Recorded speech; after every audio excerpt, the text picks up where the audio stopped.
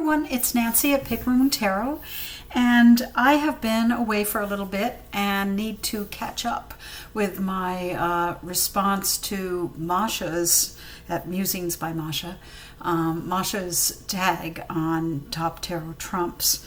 So I'm going to do 3 different majors at once because I'm behind.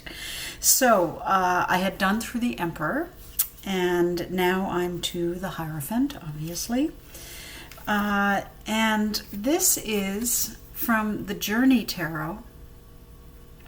And what I like about it is it's kind of got, let's find the best angle, there we are. It's got the sense of puppets and masks, and I kind of think of the Hierophant as being dogma and traditional religion and the way it controls people and sometimes lies to people.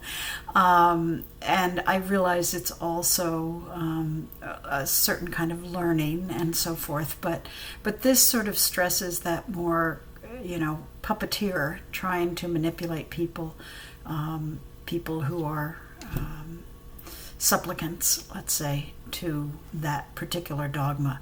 So I don't think that's all of the Hierophant, but I think this one hits that aspect of it. So that's the Journey Tarot.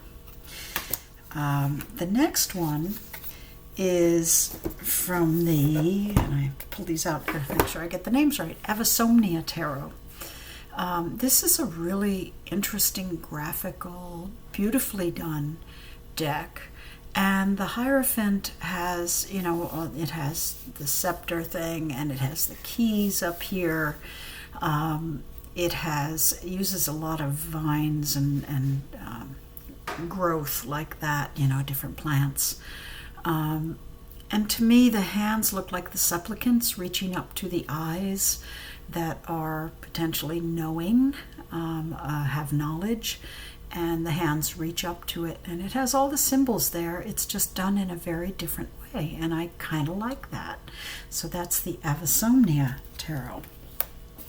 The next Hierophant that I have is from the Sasuraibito Tarot, and the reason I like this one, I like the art. It makes the Hierophant look a little more accessible. He's got a book for learning, and he's got the key hanging from his wrist. So he's got the symbols and so forth, but he just looks more human, you know what I mean, than some of the Hierophants that you see in more traditional cards. And I kind of like that. So that's sort of, again, another aspect of the Hierophant. He's a person with a certain amount of knowledge. And that's the Sasuraibito. This is from the Lazy Crow Tarot, which is one of my favorites. It's a very obviously graphical, graphic art sort of style like you might see on a poster. I love it. It's simple, it's clean, it's fun. It's a fun deck. The Hierophant here, again, having all the symbols, the book, the keys, and so forth. But it's just a very straightforward art style. And, I like different art styles in my decks. So this one stood out to me. And finally, the Hierophant in the Darkness of Light, and this is Il Hierophante, which is the Hierophant. And I just like this one because it's, again, the art is cool. You've got the supplicant here looking on at this guy. He's a little more removed than that one I showed you from Sasuraibito, where he seems a little more human. This guy's, I don't know, he feels a little narcissistic to me, but, stern. And anyway, just a different take, and from the Darkness of Light. So those are the Hierophants. Now, the next is the Lovers. And the first Lovers I have is from the Lily White. And it shows the 2 trees entwined. I've heard people say that, there are a few decks that have trees entwined or something like that. And they're like, well, trees don't have choice. They can't choose to grow together. But I still like the image of the natural inclination towards something, and potentially a choice of what direction you grow. I think I mentioned in another video where I live in the Pacific Northwest, there's a kind of tree called madrone tree, and you see them, they grow in incredible ways to get to the sun. They'll go around other trees, they'll go across the street, they'll do anything they have to reach the sun. And this card always reminds me of that. So that's my first Lovers from Lily White. And this one is from, God, I'm blanking on the name. The Stella Tarot, sorry. The Stella Tarot, it's just a very sweet depiction of lovers. It's a great deck. I love this deck. And it kind of focuses on the romantic versus the choices. But that's okay. I think there are both aspects in the lovers. And there's no hovering Cupid angel to determine their fate. It's them. And I like that. So, the next one is from the Lunne Tarot. And I like it because, again, it sort of refers to the natural, the laws of nature. And they're in almost one garment with these plants entwined in the fabric. So it suggests this kind of growing together, choosing to grow together. It's just a sweet card. The whole deck is just sweet. One of my favorites. Okay, the next Lovers is from the Landscapes Tarot, which is it's pretty art, and it's very kind of like you're watching, sort of like the Tarot of Oneness, is it? Where you're kind of looking at the scene that this is happening in. Here you've got like a little creature here and another creature there.